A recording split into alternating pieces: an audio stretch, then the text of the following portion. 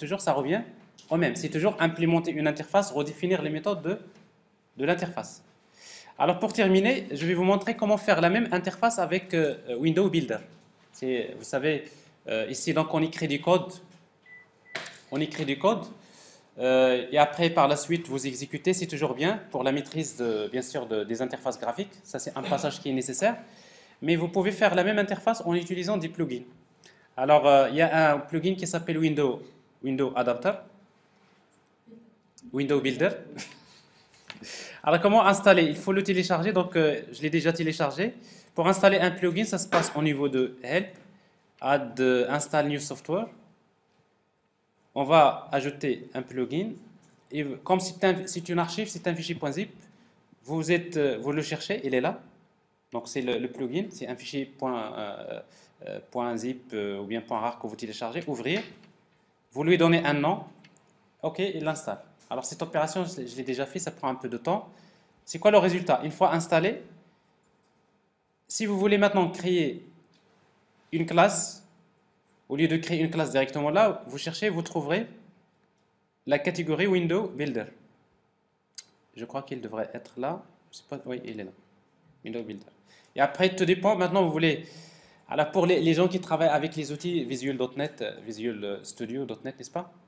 Alors forcément, l'un des points forts de l'environnement .NET, c'est les outils d'interface. Alors pratiquement, vous disposez des mêmes outils au niveau notamment pour Eclipse et d'autres outils. Par exemple, vous voulez créer une fenêtre, vous créez tout simplement un JFrame.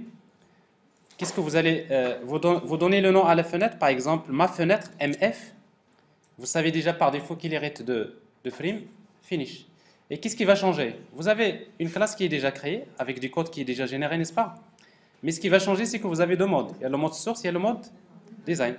Alors maintenant, en mode design, vous avez un environnement qui va vous permettre de dessiner votre interface graphique. Elle est là. Alors maintenant, vous avez pratiquement un environnement visuel. Vous pouvez dessiner. Alors maintenant, si vous voulez bricoler, alors je dis bien le bricolage. Le bricolage, c'est que vous commencez à dessiner les objets quelque part, mais vous savez, quand vous dessinez les objets avec des positions x, y, vous aurez un problème quand vous redimensionnez la fenêtre, problème de résolution, n'est-ce pas? Alors si vous voulez faire ce bricolage, qu'est-ce que vous faites? Vous sélectionnez la fenêtre, vous avez ici les propriétés layout. On va utiliser tout simplement absolute layout. Alors absolute layout, ça veut dire quoi? Il n'y a plus de flow layout ni grid layout. Maintenant, vous prenez un objet, par exemple label, JLabel, il est là. Vous le mettez là où vous voulez. Ici, donc, je vais mettre le texte, non. J'ai text field, le texte. Je le mets ici. J'ai une zone de texte. Alors, voilà le nom. Text field. Je veux créer un bouton. Il est là. Bouton add.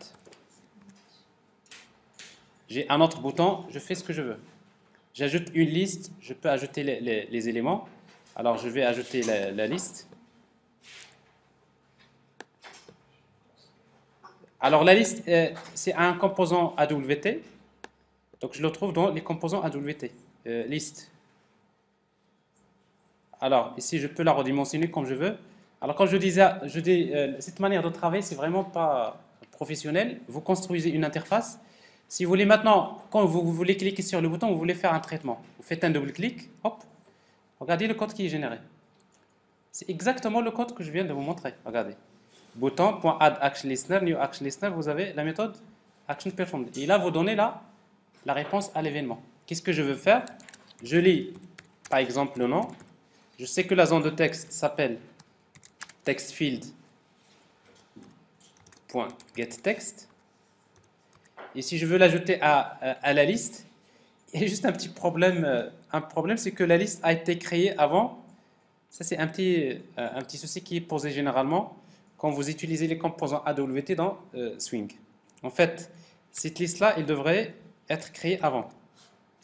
C'est pas question d'avant ou après. En réalité, c'est que la liste, il devrait être déclarée en tant qu'attribut, comme les autres, comme on a fait tout à l'heure. C'est-à-dire, il devrait être déclaré là. J'ai une liste. Alors ici donc, on va utiliser list égale new. Alors, pourquoi tout simplement? Parce que ça va me permettre d'accéder à la liste. Par exemple, ici, liste.add. Qu'est-ce que je vais ajouter? Le nom. J'exécute l'application. J'ai le résultat. Ajouter. Mais ça marche, pas de problème. Alors, ici, tout à l'heure, peut-être j'ai pris beaucoup de temps à écrire le code, n'est-ce pas? Mais ici, donc, vous avez un environnement visuel, mais qui vous a généré du code. Mais c'est quoi la différence? Quelqu'un qui maîtrise déjà le principe, il va se retrouver très à l'aise au niveau de cette interface. Mais, comme je disais bien, cette manière de travailler, le fait de positionner les éléments comme ça, c'est pas assez professionnel, mais vous pouvez le faire autrement. Comment? Je vais créer une nouvelle classe. Je vais faire la même chose, mais avec les layouts. J'ai ma fenêtre version 2. Et vous allez voir, c'est beaucoup plus intéressant. J'ai la fenêtre, elle est là. Alors maintenant, ici, je vais utiliser quoi? Border layout, n'est-ce pas? La fenêtre. C'est déjà par défaut. Et quand vous avez border layout, ça veut dire quoi? Maintenant, je vais utiliser un JPanel. JPanel, je le mets où? Regardez.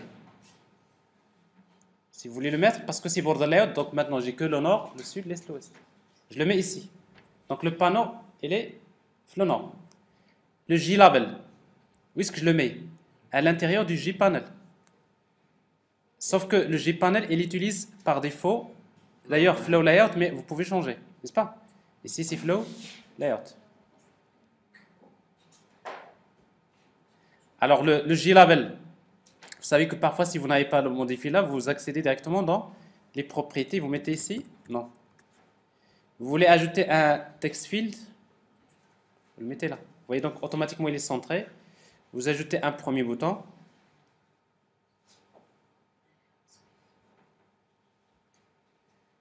Un deuxième bouton.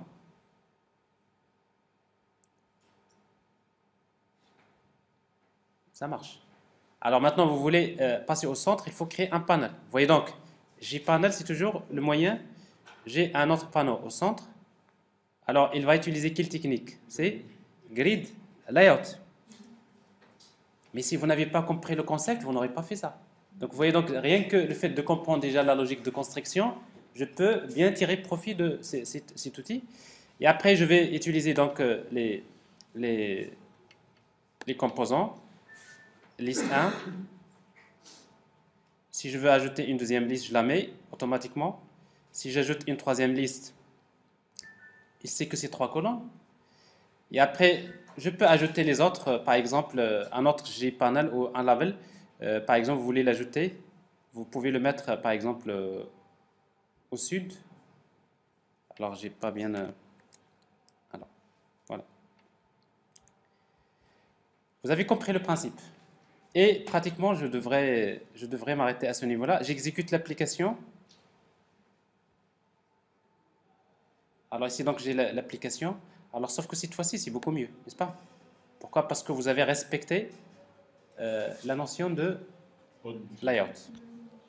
Et après, si vous voulez jeter un code sur le code qui a été généré, ben, vous trouverez, c'est à peu près, c'est le même code, sauf qu'il est écrit par sa propre manière.